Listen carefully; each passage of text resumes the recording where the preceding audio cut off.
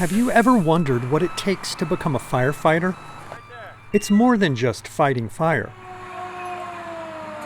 They learn a number of other life-saving skills, from CPR to search and rescue and patient care. During the course, we teach basic fire training, we teach water rescue training, firefighter survival, we teach ropes and knots, ropes and rigging, we teach vehicle rescue skills so you can cut someone out of a car if need be, along with a majority of our calls are medical, so it's a high focus on medical calls that we run.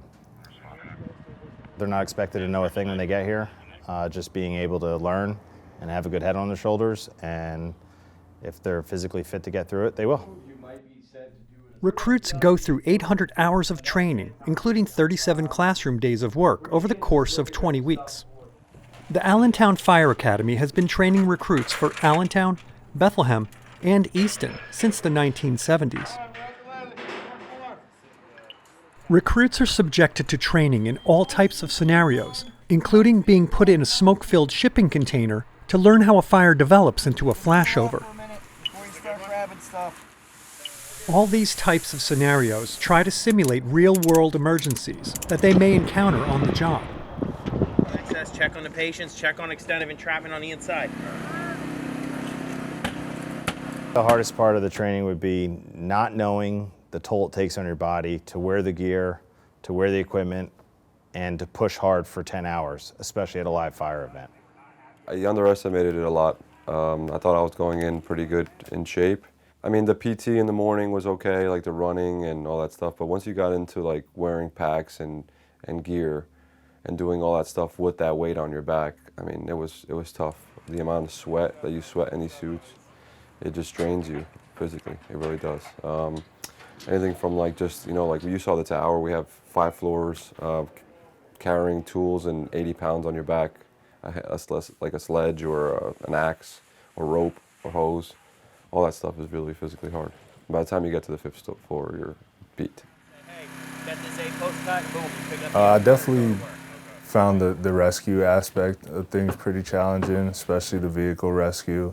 It's something that you really have to pay attention to the details when you're doing it, and you got to make sure that you're following certain protocols and making sure you're working as a team and making sure that, you know, the chaos around, you know, the rescue is controlled and you're doing it in an efficient manner.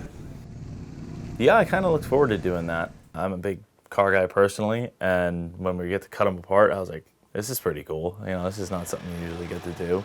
And I was definitely looking forward to it going into it. So the one thing that resonates with me is probably it's not for everybody. You learn that pretty quick. Talk to people outside the academy. I'm like, yeah, this is like what we do. My parents are like, you what?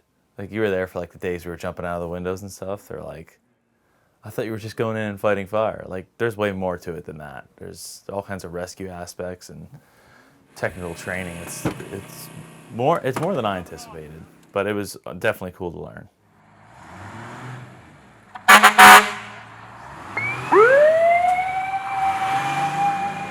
I think it is a calling to become a firefighter. I think you want to have that inner drive.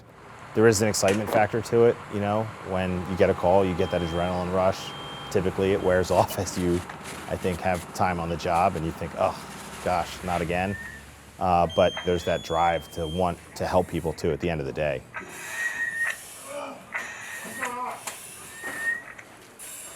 I wanted to get back to working in the community, and you know, sometimes you find yourself wondering, you know, what can I get from this world? And then something switched in my head where it was, what can I give this world, you know? And I feel like being a firefighter, working in my community, helping people on their worst days, that's what I could give the world.